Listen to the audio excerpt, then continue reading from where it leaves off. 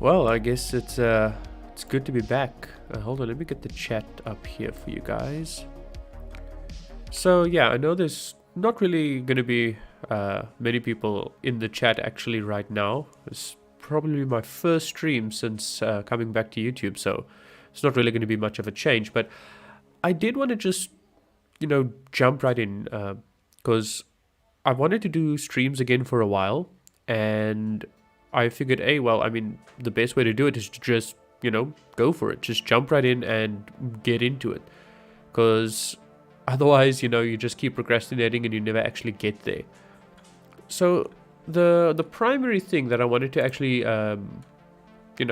get off my chest or talk about during the stream is I want to kind of lay out my ideas that I've been having for the channel. Now, I've only really uploaded 2 videos since my announcement video stating that I'm back on YouTube. Those 2 videos were the one about Zuko and the one about Vin. And I think they did pretty well, considering that I haven't been on YouTube for like 9 months. And I'm not going to lie, I'm actually pretty proud of how well they've done. The Zuko one, way more than I expected, to be honest. So that's also really good. I'm still trying to figure out exactly, how I want to do this kind of content style. Do I want to, go purely into the more philosophical and intellectual discussions? Or do I also want to talk more about the fiction and the stories that I draw these inspirations from? I do enjoy having it as a kind of a framing tool to discuss these ideas, because I feel like that's the best way for it to work. I don't, however, think it's the only way. So I'm going to be experimenting with a lot of different styles. For one, I do want to do a lot more streams. So I'm probably going to do quite a bit of streaming. Well, I would say in the next month or two, seeing how it goes. I've got different topics lined up that I just kind of want to speak about. Just no script, no nothing, just kind of speak about it, see how it goes.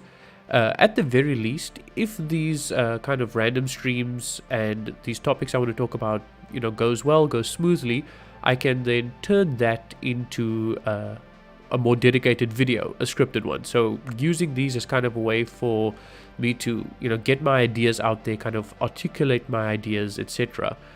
At the same time, if things goes well with the stream, and people enjoy it, and I can find a good way to get my ideas out there, I can then take those streams and clip them up and actually turn them into videos that are a bit more palatable than just a straight stream. I know that not everyone likes that, but I was trying to find a balance between speaking just straight out of nothing with no script or anything, whilst also finding a way to interact more with you guys. So I'm thinking streaming is probably going to be the best way for that, but that also makes it a bit tough because my house is quite noisy and I don't always get the best time and best environments to stream in.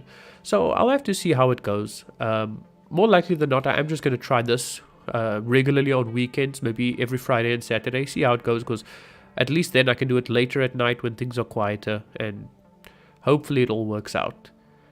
So that's basically the idea I have behind the kind of content direction I'm going in at the moment.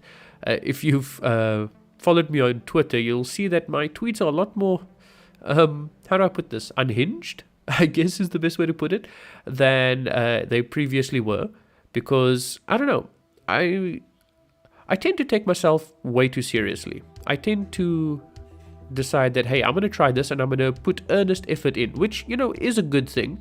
It's always good to try and put in as much effort as possible. The problem is that, I don't want to say I come off as try hard, but it's more that I'll try to come off as too professional.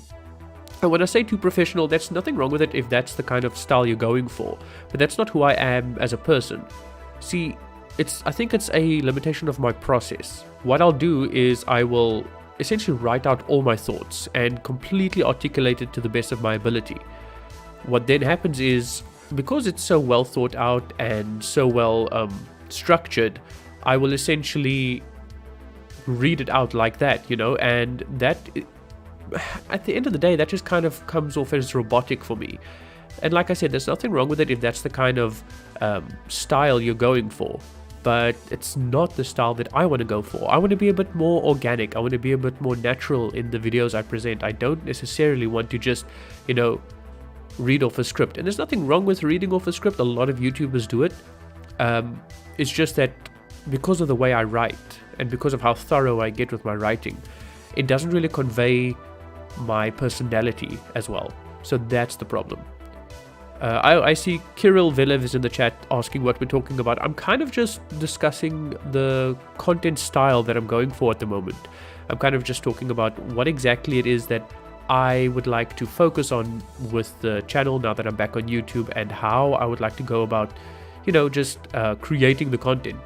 So to recap, for those of you who just joined, essentially what I'm thinking of is doing more streams, and at the very least, if these streams don't do as well as I want, then they're just a way for me to kind of get my ideas out there, a way for me to kind of articulate new things percolating in my mind, and that I can then later turn into proper full-form videos. Or if the streams do very well, then I can actually take those streams, clip them up and create more videos out of them. So if we talk about a certain topic, I'll put that out as a segment, a video on its own. So it's basically just me experimenting, actually, trying new things out on YouTube now that I'm back, and I might as well, because like I said, I want to find a way to better convey my personality and the way I talk and the way I am, whilst also still discussing these nuanced topics that I kind of just get lost in on my own. So that is the plan as it stands. As I said, I'll probably have to do this more on weekends. This was just a random stream, so I don't really expect many people to be in chat. But yeah, I kind of want to just try this out, see how it goes. Hopefully, all goes well. and I hope you guys enjoyed as well, of course. And if any of you are following me on Twitter, you'll notice that I don't know, I'm kind of a shit poster, I guess you could say, because I always have been since I got on the internet when I was like 12 or something.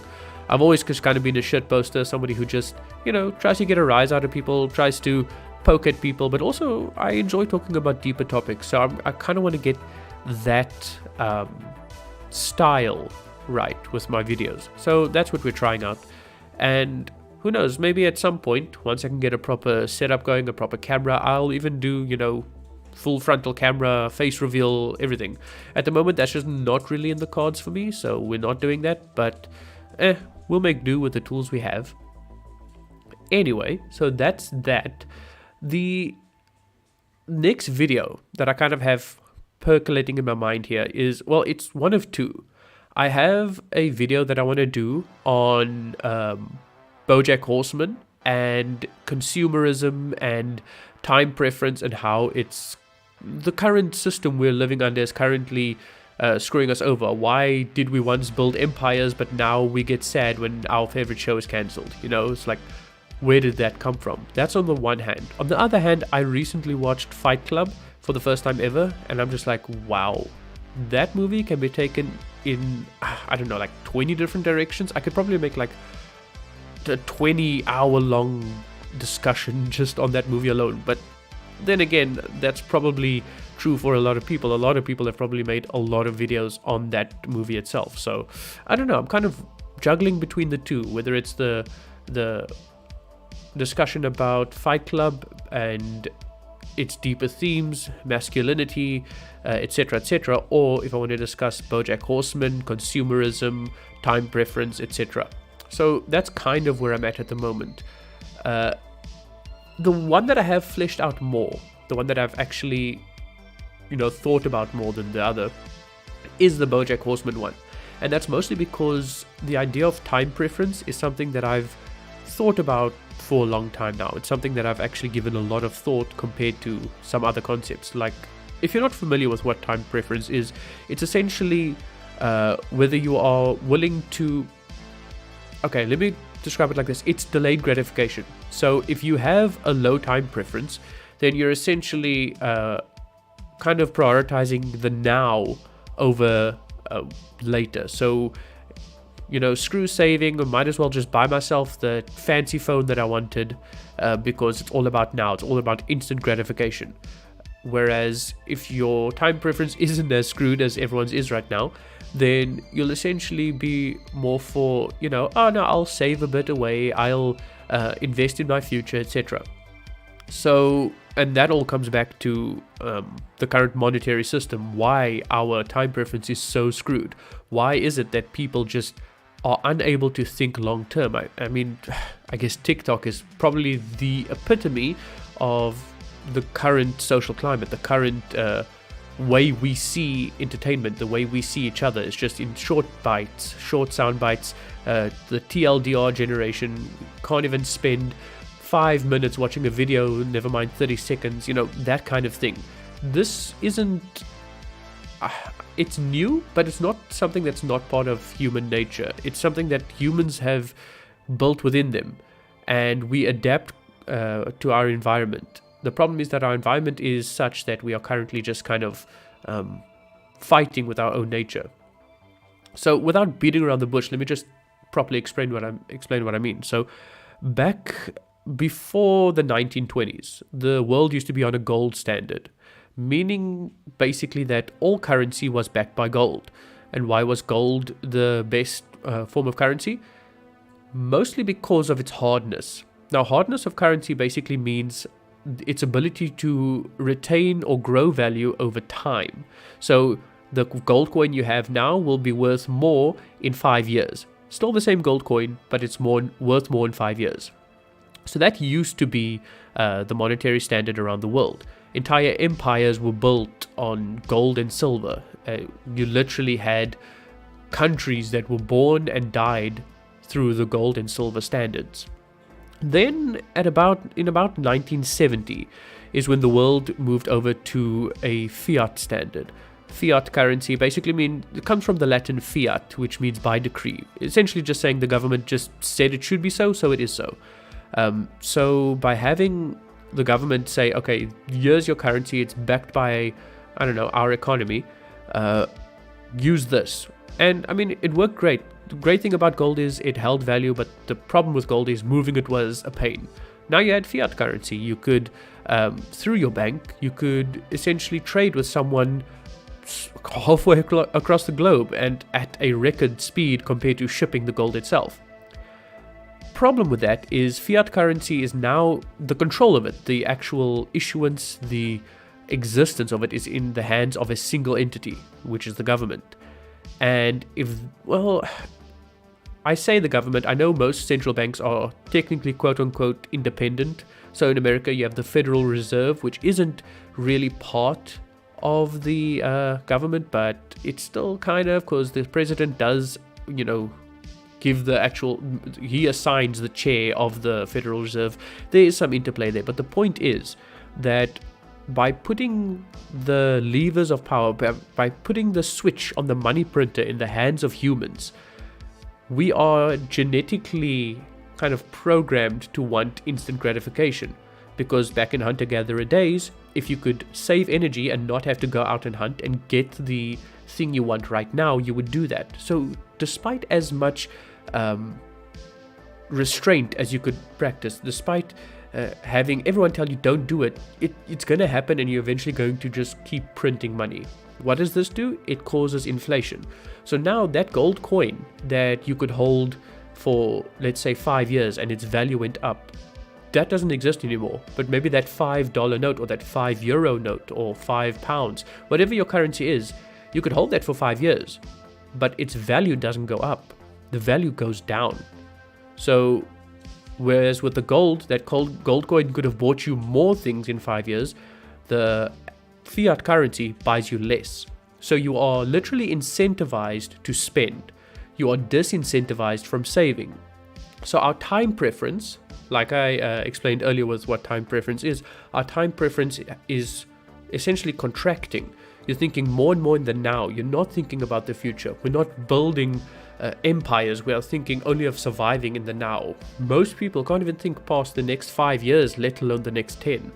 So no one plans for the future. No one actually tries to arrange their lives to, I don't know.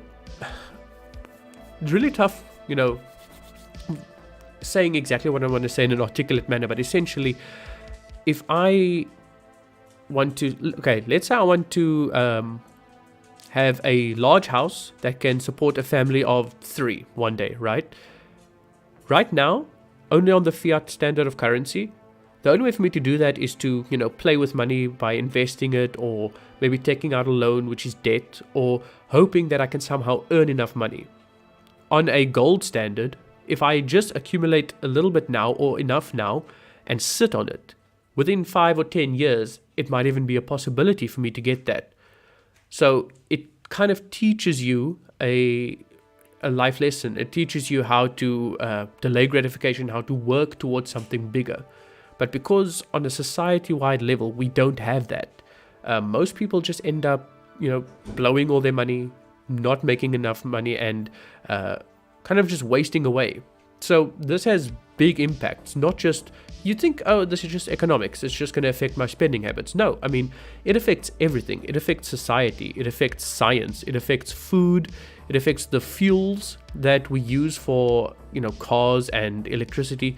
It literally affects everything. Because if everything is backed by a leaky currency, a currency that drains value, then no one is going to start thinking about the future. There's a great book on this by Saifedean Ammous called The Fiat Standard. I highly recommend any of you who've read the Bitcoin Standard to read it. It's really good. It kind of continues from there. So to tie all of this back to BoJack Horseman, like I said, this is just me spitballing ideas here. I kind of want to expand this into a larger video. But BoJack Horseman is, and not going to go into spoilers here, but if you look at the story of BoJack Horseman, it's the story of a washed-up 90s sitcom actor who is a heavy drug addict and who thinks of nobody but himself, kind of a jerk, and who thinks of nothing but the present moment. And I feel like that kind of exemplifies the attitude of modern people.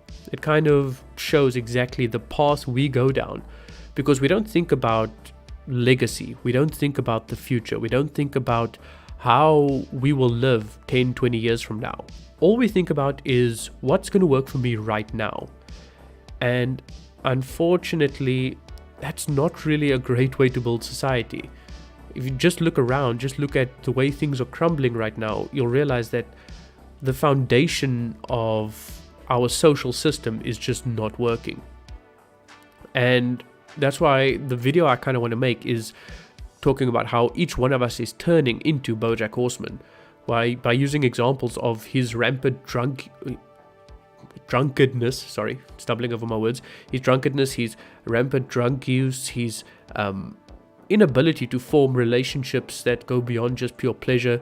It does improve, obviously, as the seasons go on, but the point is that we are all kind of just turning into BoJack Horseman. So that's the idea, and this is kind of the style of video. It's obviously going to take a lot of practice for me to get used to doing this. Like I said, I kind of want to do more impromptu streams over the weekend, so I'm going to get more practice and I'm going to get better at this. And also, this is just me kind of spitballing, but that's the idea I want to go with. I'm thinking about turning that into a video. You guys can let me know what you think in the comments or in the chat or whatever. Speaking of, let me actually take a look at the chat because I've kind of been ignoring it. Let me see here. Fingolfin says, the main reason gold was common as currency is because it doesn't decay much. Gold stays gold for eons, which is true. That's part of its hardness. Whereas, we used to use seashells and they would degrade. Then we used to use glass beads, but they could break. But gold is very chemically stable. In fact, it doesn't rust. You'd have to use a very specific acid if you wanted to actually destroy gold. So gold holds its value very well. Let me just see in here. More chat. I'm getting an expensive Lego set for cheap and holding on to it till I can make at least a 50% profit. I mean, that's possible, but see, that's exactly what the fiat currency system is causing. You can't trust in your currency to hold value. So you have to essentially spend your currency on commodities that will hold value. Whereas previously you could have been like, oh, I don't have to worry. I can just essentially hold my money and save, and it's actually profitable. But now you've got to essentially put your money into something and hope and pray that it does well. So if that doesn't degrade a society, I mean, what else will? Fingolfin says, cool Raven in the background, by the way. Thanks. Yeah, like I said, eventually I will do the full frontal with cameras and a proper set. I just don't have a proper setup at the moment. And I got to get me a camera and all that shiz. So we'll see how it goes. Probably within the next, I'm hoping 6 months. I've been joking with myself. Maybe I'll do a face reveal at 10k or something. But I'm not really putting a number on it because... I'll do it when I have everything ready. Did you watch Sandman? No, I have not yet watched Sandman. I've seen it recommended. I never really read I assume it's based on the comics by Neil Gaiman. I haven't read those yet. So I'm like, well, I don't know. Should I read the comics first? Should I not? I'll probably just watch this show anyway. And then I'll read the comics if the show's good. The problem is I've just been so burned by adaptations. There's nothing out there that kind of piques my interest. All adaptations that I'm looking at the moment, I'm just like, it just doesn't interest me. It's just so blech. If it's a good adaptation, and when I say good, I mean at least they put in some effort. It's really just kind of a mediocre show on its own. And if it's a bad adaptation, it's a terrible show. So I don't know. I've heard that House of the Dragon that's coming out is actually pretty good, apparently, the first 1 or 2 episodes. But then I think, well, Game of Thrones was also really good for a while, so I don't know, dude. I've just been burned on adaptations. I hesitate to get into them. I haven't even watched the 2nd season of Witcher because the 1st season was kind of lackluster, so I guess I'll have to see. Oh, Fingolfin says that I should read the comics first, and Braden says that it's faithful to the comics. So, I mean, okay, you know what? I'll add it to the list. I'll add it to my watch list. I am currently rewatching Breaking Bad, so once I'm done with that, I might even give Sandman a try. It is on Netflix, I believe. I feel like I have seen it there. Yeah, I think it's on Netflix, so I should be able to watch it. No, then I'll definitely give it a try. Let me see. Fingolfin says the second season of The Witcher is legit. Really? Okay, I mean, the first season, it wasn't bad, but it was really at the middle of the road. I kind of liked it. I did like it, but it wasn't enough to make me want to come back. So, no, I probably will give it a watch. I mean, it is on my list as well. I just haven't. I keep putting it off. I just haven't watched it yet. Kirill says, how are you doing with the Wheel of Time? Dude, I'm not gonna lie. I'm on book 8, right? So, and I'm doing the audiobooks. So the other day, I'm putting my earphones in. I'm like, okay, screw it. I'm gonna get back into Wheel of Time. I'm getting back to YouTube now. I kind of want to, just get back into that world and see how things go. I get like, I don't know, maybe 2 chapters in, and I just can't keep going.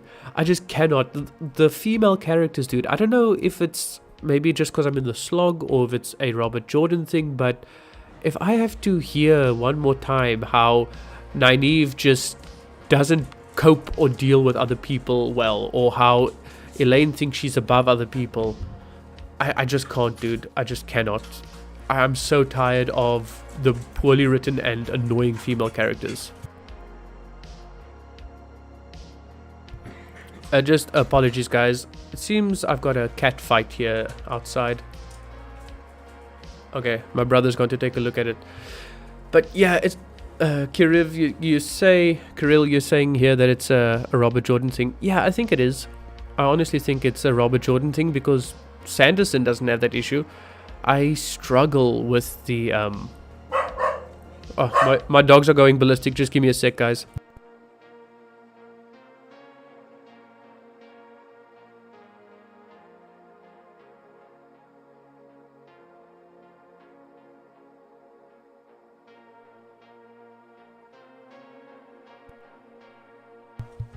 Okay, dogs have stopped barking. So anyway, like I was saying, I'm just struggling with the female chapters. I'm gonna get back into it. I haven't taken it off my to-read list. It's definitely gonna happen. I'm just, yeah, I've got to kind of get through those first initial chapters. And like you guys are saying, it's kind of a Robert Jordan thing. Maybe it is. I didn't used to have as big of a problem with him before, but I'm just like, would it kill the characters to just be nice to one another? I mean, they are, after all, going after the same goal. Would it kill them to just cooperate? I'm not even saying be friends. It's just really annoying to have to read them constantly berating each other, constantly fighting against each other, constantly arguing. It's, yeah. But I mean, like I said, I will get through it. I just gotta be in that mood, I guess. Fingolfin saying here, I have the same problem. The Rand and Matt chapters are awesome, but the Egwene and Nynaeve chapters are infuriating. Look, I don't even have as big of a problem with Egwene. It's mostly Nynaeve that bothers me, and Elaine. Rand and Matt chapters are always awesome. I always enjoy them. I get somewhat annoyed by the Perrin chapters, but that's because he's such a bitch when it comes to Fael. I'm just like, bro, you're literally a ta'veren who warps reality around you from how pivotal you are to this world. You are a wolf brother who has kind of command of a whole town. You have people looking up to you as a lord. And you're scared of a girl that has been nothing but mean and catty to you. And you're pining after. I just don't get it. I can't. Other than that, though, Perrin is 100% fine. If he would just grow a pair, I would have a lot more fun with his chapters. Yes, Fingolfin, Perrin is an incel. He is definitely. Well, I mean, in all fairness, other than Matt, Perrin probably gets the most action. Actually, no, hold on. Rand, like I said, I'm only on book 8 now, so I don't know how things go, but at least Perrin gets it on the regular, I suppose. Let me just see. I don't want to miss your guys' chats. Let me just make sure I'm not missing anything here. Kirill, you say you don't want to disrespect Jordan, but the Brandon books are better. Well, I haven't read the books that Brandon did for Wheel of Time, but obviously I've read the entirety of the Cosmere, and yeah, I will say that Sanderson, he does... how do I put this? He does characters well, but I wish that he would write his prose in the style of Jordan, because Jordan's prose is really good.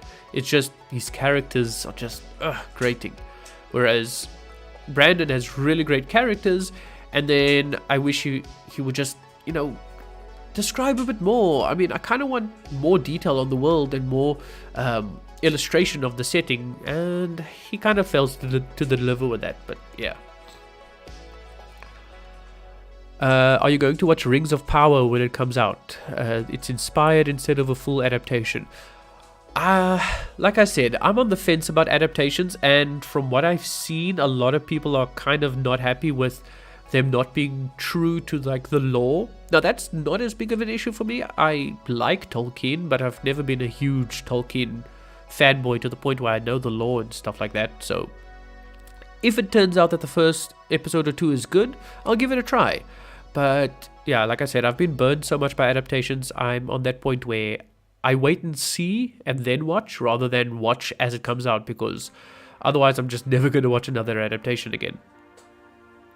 But Perrin is with one girl and it's Fael. Matt got it on with hot AL chicks. You know, Matt, I feel like he could literally slay with almost any chicks in the world he wanted to. Like, he could probably get with Elaine if he put in the effort. He could get with, probably not Egwene or Nynaeve, but he has the skill, he has the charisma, but his frame of reference is just way off. He just, I don't know.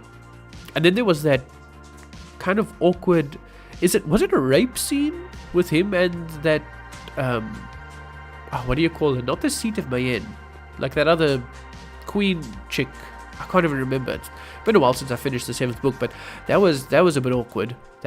Yeah, that was a bit weird. I guess sexual assault is okay if it happens to guys, eh? Anyway, yeah, Fingolfin, I always figured you were pretty much a huge Tolkien fan. I feel like I could also get as into Tolkien as some people. It's just, it feels like climbing Everest. There's just so much to tackle. At least with the Cosmere, it was like, okay, you could learn bit by bit through different stories, different books, but after the Lord of the Rings, and I guess The Hobbit, I have read The Hobbit, but not Lord of the Rings yet, but after that, it's kind of just the Silmarillion, and that's intimidating, not gonna lie. Let me see. Jordan said it wasn't rape and they were just role-playing. Bruh, I'm sorry. No. I am sorry, no. No way. There's no way they were just role-playing. Come on. I guess... See, the thing is, I try to ascribe to death of the author, where I go with what's in the book, but at the same time, it might just be that my interpretation, reading it, was wrong. I don't know. It was awkward. Let me just see. Hoyd. Yeah, Braden. I'm pretty excited now that Sanderson is currently working on the next Stormlight. Definitely excited for that. And like I said, my content is shifting to less story-based things and more, you know, philosophical things based on the stories I'm reading and watching. But when the new Stormlight books come out, I probably will take it and make some lore videos on it like I used to do. I'll probably do similar content to the past on the new books that come out, but as an ongoing thing on the channel, those videos will be a lot less. Yeah. Oh, I know, Fingolfin, I know Jordan said it. I'm just saying, like, you know, to Jordan's words, to his words, it's just no. Just no. There's no way, dude. He needed to write that a lot better for me to think of it as just role-playing. Yeah, Kirill, I the problem with I have no problem with reading on paper, and in fact that's how I read the entire Cosmere, is I just read. But my life is kind of busy lately, so I've been doing Wheel of Time through audio, and I found that that's better, especially considering how long the books are. I just haven't had a chance to actually get through it, get through book 8. But I'm almost there. I mean, if I'm reading book 8 and there's, 12 books or 13? I'm almost through. I just gotta get through the slog, I suppose. Despite everything, I really love Wheel of Time, and I would recommend, yeah, like I said, I'm probably just gonna finish it through audio, and then I'll read it afterwards, like actually read it. But yeah, like I was saying, guys, I am going to, when the new Cosmere books come out, I will do lore videos and similar style videos like I did before on the new books and how they fit into the larger picture. And that's more just for my own completionist side. That's more just for, I don't know, that's just kind of what appeals to me. But going forward, most of my content is going to be based on the stories that I'm currently reading or watching or consuming in some way, and how it ties into bigger philosophical ideas that I'm, thinking about or working my way through. So that's going to be the main focus. Kirill says it makes sense, but I was lucky because I read it when I was 14 and had a lot of free time. I think we all got through a lot of books in our teens. I'm just thinking about the amount of free time I had back then, because I probably would have been done with the series if I had as much time as I did back then. Novia says, hi, I've nearly finished the Cosmere. Do you have a similar book series that you'll recommend? Bro, I can't think of a single thing that's like the Cosmere, book-wise. It's like the MCU of fantasy. I couldn't say that there's something that's like the Cosmere. It really just depends on what your tastes are. Do you like a certain style of fantasy? Do you like a certain style of story? Etc., etc. I could give you recommendations based on that. But like the Cosmere, in it being this whole connected universe type thing, nah. I unfortunately don't have anything that kind of matches that. Which is why I love the Cosmere and why it kind of drew me in. Oh, Grimdark. You probably can't go wrong with Abercrombie. I've heard only good things about him. So anything by Joe Abercrombie. There's also George R. R. Martin. Problem with his stories are that he's not done yet, and he's quite old. So you kind of, playing with your luck there. But I can vouch for Song of Ice and Fire series. It's really good, even though it's not done yet. Did you fund Sanderson's Secret Projects Kickstarter? I did not, but that is actually mostly because I was completely disconnected from Cosmere, Sanderson, fantasy, everything for the last 9 months. In the last month or two, realized that, he had a Kickstarter for the Secret Projects thing. I haven't even really looked into it. I kind of when I went away from YouTube, I went cold turkey and cut myself off completely. So if any of you guys messaged me on Discord or on Twitter or something, you would not have gotten a response. I uninstalled and completely disconnected from everything. I don't even know what the secret projects are about. Is it even Cosmere related?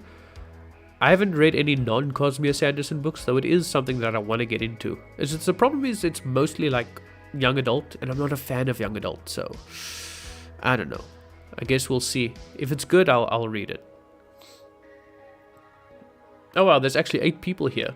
What are you guys doing on a random ass stream on what is this, Tuesday night?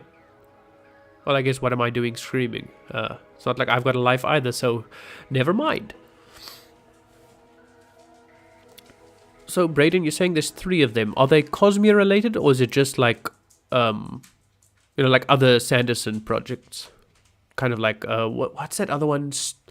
I want to say Starsight, or I don't know. Like I said, I have not touched non-Cosmere Sanderson, so. 2 of them are narrated by Hoyd and one is Sigzel. Bruh. Okay, now I'm intrigued. Now I'm intrigued. Okay, I'm gonna have to definitely look into it. I just figured it was none of them were Cosmere related, because otherwise, you know, he'd maybe put a title on it or something. But okay, I was not aware. I like I said, guys, I didn't even register on my radar until afterwards. I was completely unplugged from everything. So Sigzil is the main character years after Stormlight, bro. Okay, okay. I'm intrigued. I'll definitely take a look. 3 are Cosmere and 1 is not. I mean, that's fine. Huh. I'm definitely going to take a look at that. Thanks for pointing that out to me, guys. What would I do without you guys? Anyway, like I said, this was just a random stream. I'm probably going to close things off now. We've been going for like, what, nearly 50 minutes, nearly an hour. It kind of spoiled that Hoid will survive the whole Stormlight. Bro, I would, not going to lie, I would actually be kind of pissed if he didn't.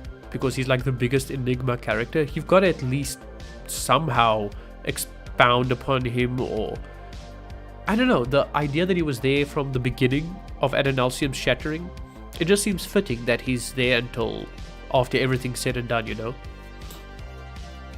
Yeah, the Kickstarter's over, but I mean, I assume the books will come out for public consumption. I'll still read it then.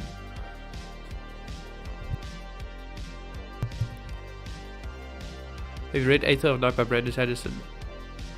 No, I have not, but that's only because I heard that was not technically canon. Like, it's still, he wrote it, and never properly published it, but he wants to take that same idea and turn it into a Cosmere book. So I have not yet actually read that, because I also haven't read Way of Kings Prime. I don't want to read non-canon Cosmere because, like I said, I'm extremely busy. So the time I do have for reading, I kind of want to make sure it's stuff that I absolutely want to have read. Let me see. Books won't be available till at least 2023. I mean, that's next year, bro. That's no problem. November 2023? That's just a year away. Guys, calm down.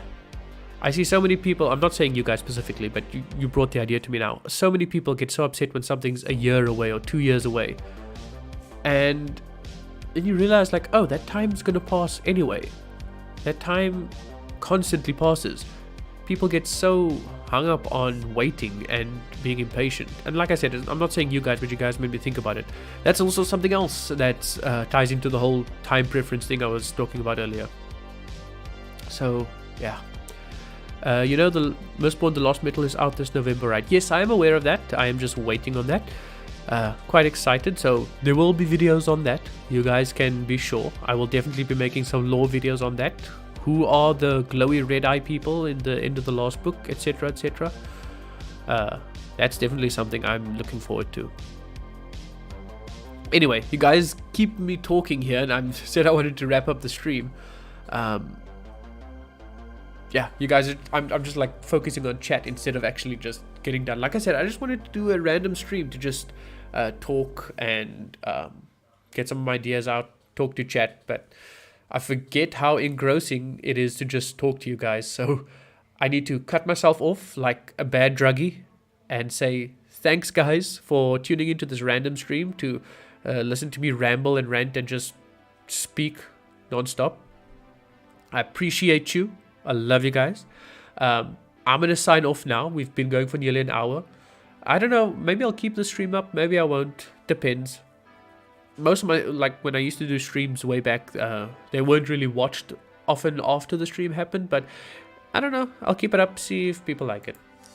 Anyway, guys, thank you very much for sticking around. Please do follow me on Twitter if you're on Twitter. I'm trying to grow there because that's kind of where I can spurg out at random points in the day when I have a minute here or there. You get a lot more engagement than on my channel if you're on Twitter. If not, then it's not a problem. Anyway, that's enough from me. Thank you very much, guys. I will see you all on the next video or the next stream. Might do it this weekend. That's coming. And I appreciate all of you who tuned in. Take care of yourselves. And we shall talk again very, very soon. Cheers, everyone.